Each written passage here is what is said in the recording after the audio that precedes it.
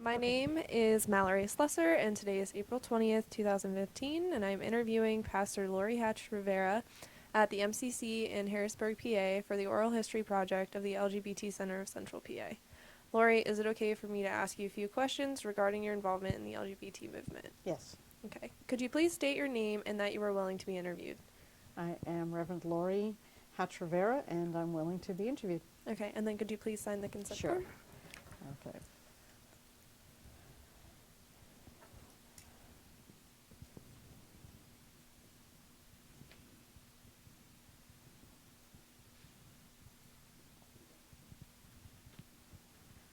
Do you really need my address and everything? We can fill that in for you later. Okay. All right. So we're just going to ask you a couple questions here. Just a couple? A few. We'll go with a few. Okay. Okay, so let's start with you telling us a little bit about where and when you were born.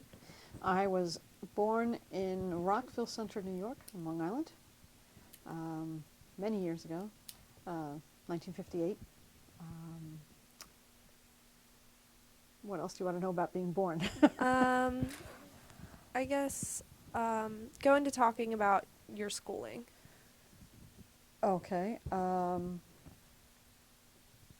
Started school in New York as a child. Ended up, when we moved to Florida, I went to Palm Beach. At the time, it was called Palm Beach Atlantic College. It's now Palm Beach Atlantic University, because it's gotten so many more programs that it's enlarged. Did my undergraduate work there in history and graduated from there in '89. Waited about 10 years or so, and realized that wanted to do more in my life than teaching, so I went to Florida Center for Theological Studies to get my master's in divinity, and am now attending Lancaster Theological Seminary to get my doctorate in ministry. All right. And why did your family move to Florida? My father was had diabetes really badly, and it would affect his fingers and his hands, and he would lose feeling and he just said, winters are out, we need someplace warm to live. So myself, my two younger brothers, and my parents, we all moved to South Florida. Wow. Okay, and what was your family life like? I was the only girl, all brothers. All my cousins were boys on my mother's side of the family. I had an older female cousin on my father's side of the family, but we hardly ever got to see her, so there wasn't a big impact or closeness between us.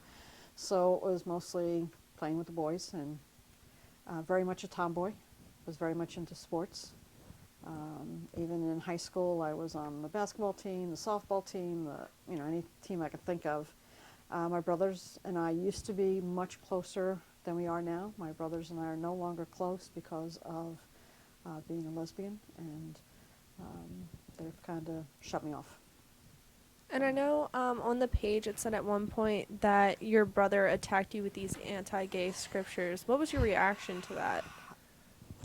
This was right after, I came out to him by accident, not knowing that MCC had their largest church in Dallas, Texas, and he was in Dallas going to seminary at one of the Southern Baptist schools, and when I said to him, hey, I found a new church, it's called MCC and there was like silence on the phone, and I didn't know what that meant, only to come to find out he knew exactly what the church was, and exactly that the church was meant for LGBT community folks, and that was my coming out to him without knowing it.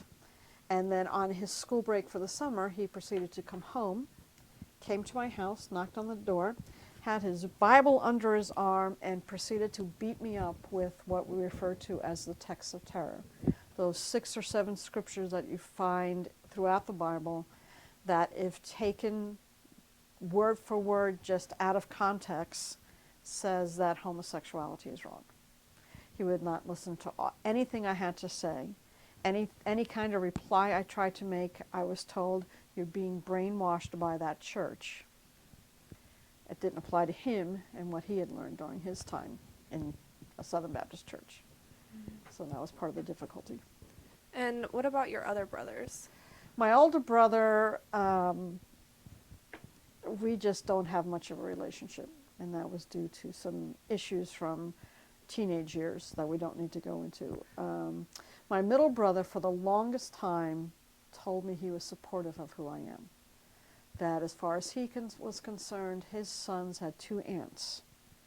That changed dramatically back in November when I sent out my wedding invitations.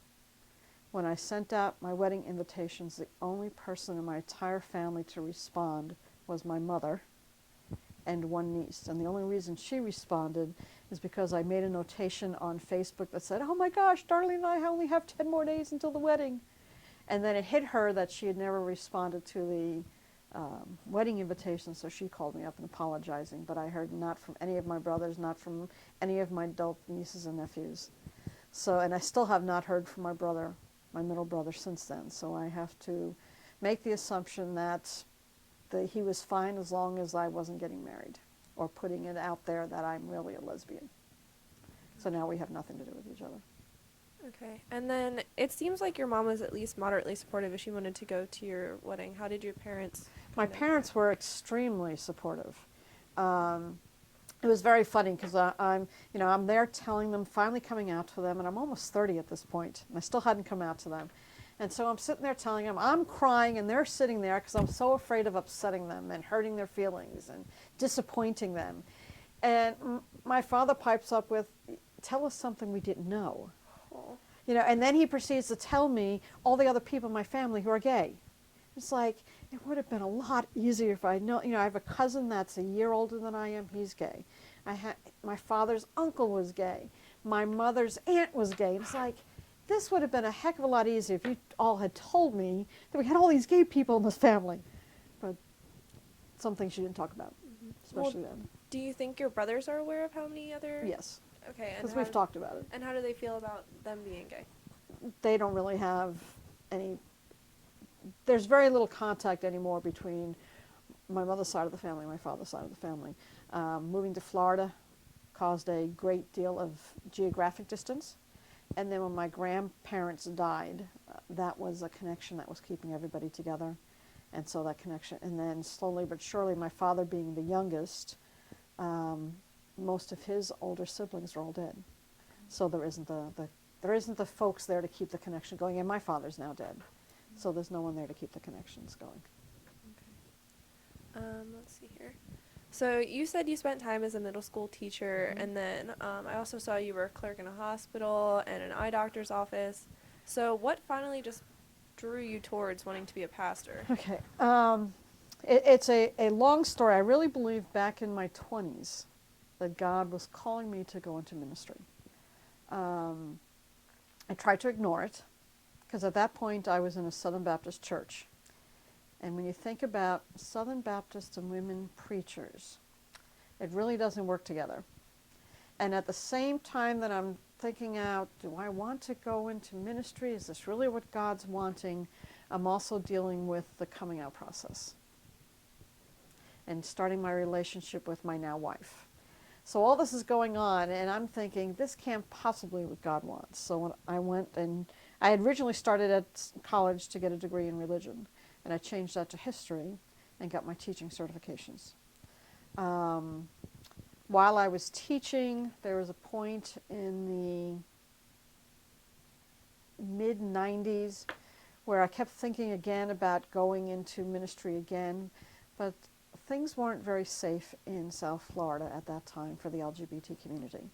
So my partner was really afraid about me going into ministry and what that would have meant for our safety in the community. So again, I put it off, and finally it got to the point where I would wake up in the morning and realize, this is not what God wants me to be doing.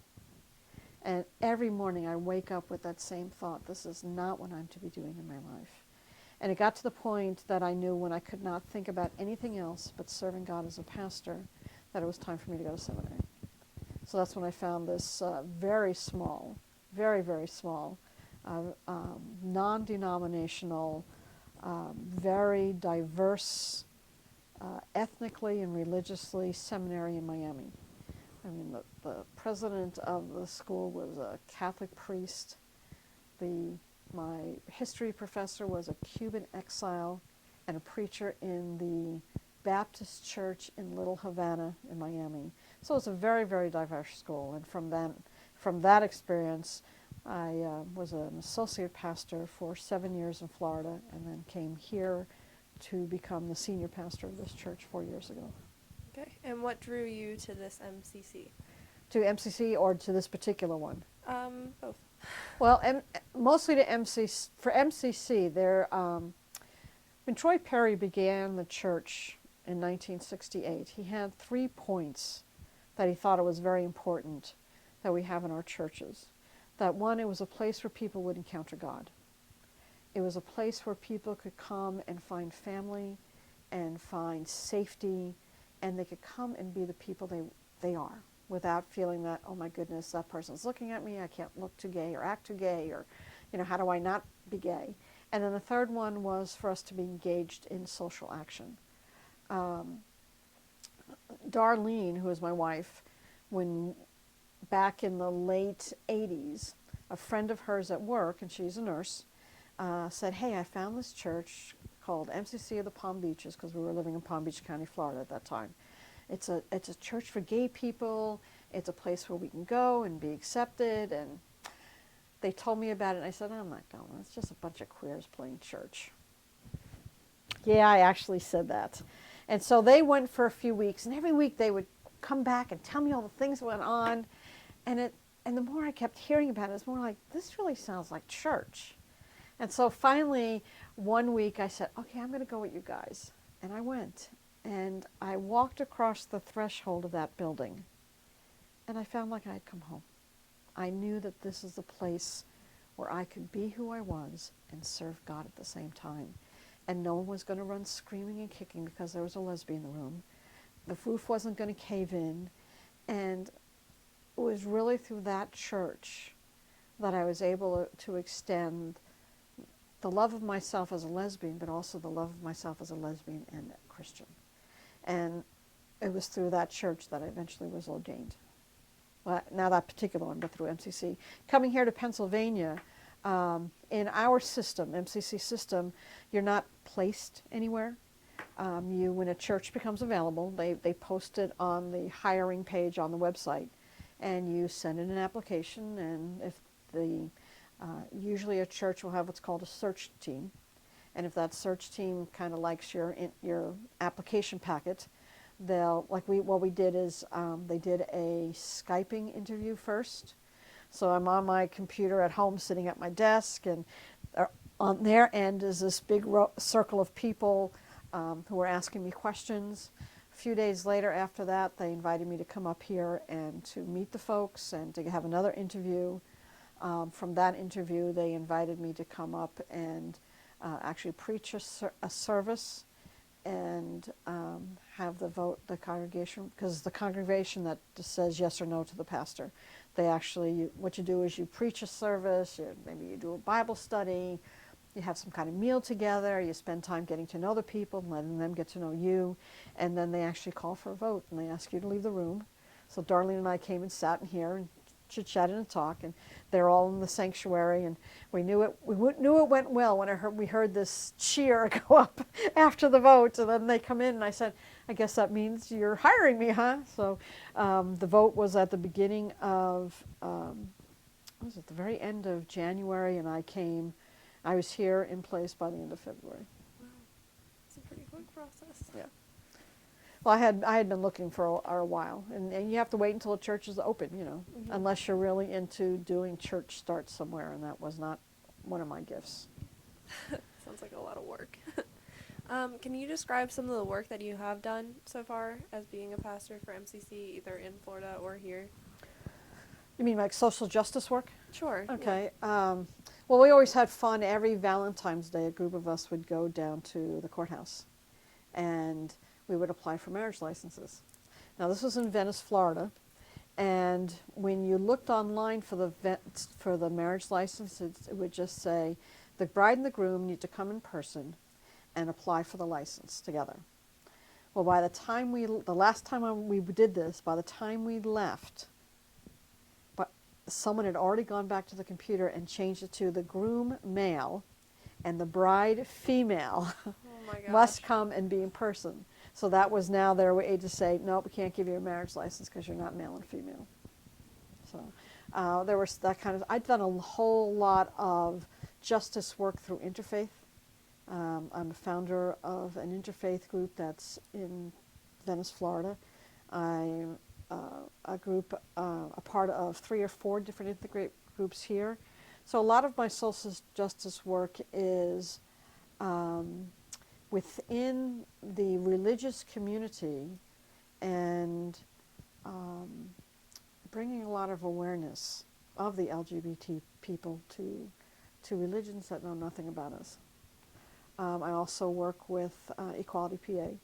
I'm one of their faith folks that they have kind of on file. So like when things are going on here, or when there's time to get out and do a demonstration or go out there and do a press conference, they'll call me and say, "Can you be there?" and be supportive of that. I also work with the LGBT Interfaith Coalition, which is a coalition of religious faith voices that speak out for social justice for the LGBT community. We are working very diligently on identifying all the churches, temples, mosques, religious houses of worship that consider themselves open and affirming. So like when I get a phone call from someone saying, "Hey, I live such and such, and I'm really from this religion, I'm trying to find a church that would be accepting of me as a gay person, can you name one?" I can pull out that list and say, well, here's a couple choices that you can use. And we also give out the list during Pride Fest and things like that. So how long would you say that list is? Like, do you think it's grown over the years? Yes, we started out at one point, I think we had 5 churches on it, where I think our last time I looked at it, we had 25 churches on it. Oh, wow. And it's Presbyterian churches, there's all different churches. There's the Jewish temples in the area that are on the list. Well, that's impressive. So, and we keep working at it. And how would you say that MCC has been a leading voice in Central PA for LGBT rights and just social justice? MCC as a whole internationally has been a voice for social justice for the LGBT community, even so far as just being aware, first being aware of what has to be in place. A good example is we used to hold our general conferences, and these are international conferences, and we held them all in the United States, and we held them every other year. Well, there was a point, especially back in the 90s, where if you were an HIV positive person or had full-blown AIDS, you could not enter into the United States from another country. Not allowed.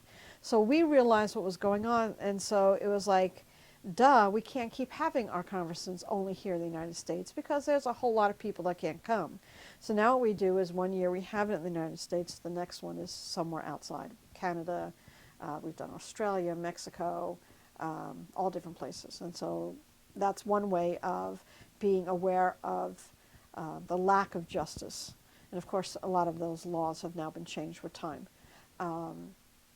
We have stood outside of the buildings for immigrant rights, and picketed. Just about anything that goes on, MCC is probably one of the biggest and fastest moving educators of HIV/AIDS, including starting programs that others have taken on. Trying to think of a specific example. Mostly here in Central PA, and I can only speak of while I've been here, our social justice actions, I've done a lot of work with Equality PA and working with them and bringing my church with me and coming as a representative of this church and a faith voice, which is very important because we have so many faith voices that are saying no to the LGBT community. It is so important for people to realize that there are other faith voices that speak positively of the LGBT community. And so we sometimes need to be as vocal as they are so that people know that there are counter voices in any kind of social justice issue. Okay. Let's see here. What types of struggles have you seen the church face due to its willingness to be inclusive and so involved, really? There have been struggles both within the community themselves and outside of the community. 19, I think it was 73 was a devastating year for MCC churches. We had 7 churches that had been attacked by arson. The mother, what we refer to as our mother church, which is in Los Angeles, was burnt out. The church in New Orleans, they were meeting in a room above a bar, and someone set a fire to the building, and the pastor and many others lost their life in that fire, and that was one of the worst ones. So there has, and as I was saying earlier, when Darlene and I were talking about me going into the ministry, there was still, we used to have some of our bigger guys, lesbians and gay guys, kind of walk the parking lot during a worship service to make sure the cars weren't vandalized. So that was from outside the community, and the usual racial slurs and homophobic slurs and things written on the walls, part of the churches being damaged, all those kind of things. But there was also a need for knowledge within the church of what it meant to truly be inclusive. And then inclusive just didn't mean saying some of the right words, and not saying he for God. But inclusion meant that we remember all people of all races, of all economic backgrounds, that the LGBT community aren't just a bunch of middle to upper class white folks. There are LGBT crosses all social and economic lines, and this is still a growing place. When MCC first started, for the first 5 years, it was all male pastors, and it wasn't until '73 that the first woman was ordained. And then it was a while later before you got the trans added to it. So it has been a growth process both internally to be more inclusive of all people, and then also help to be part of the education externally for inclusion and acceptance of LGBT people. Just kind of going back for a second, do you think as you were going through the process of being ordained that you experienced any discrimination from your fellow classmates for your sexual orientation? Not at all. Florida Center for Theological Studies, they had no problems whatsoever. They actually had 2 campuses, one in Miami and one in Orlando. The campus in Miami, because of its locale to the Caribbean, the majority of the students there were of many of the Hispanic countries. I was probably the only lesbian gay person on that particular campus. But if you went up to the Orlando campus, the majority of the students were from the LGBT community, because there are so few seminaries in Florida. And they met at a Disciples of Christ church, and that's where they house the seminary there. And I never had any discrimination shown to me at all in the whole time I was at that seminary. And I haven't seen any at Lancaster Theological either. So actually, the Lancaster Theological, they have a Pride Week, and they invited me to do the consecration of communion for the Pride Week. So it's completely the opposite. They celebrate those in the community, in the school community, who are part of the LGBT community.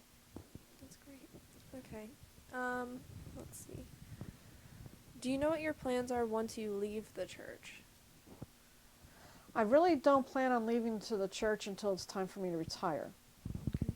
So, normal retirement stuff, probably traveling a little bit more, visiting family, but probably more Darlene and I spending more time traveling.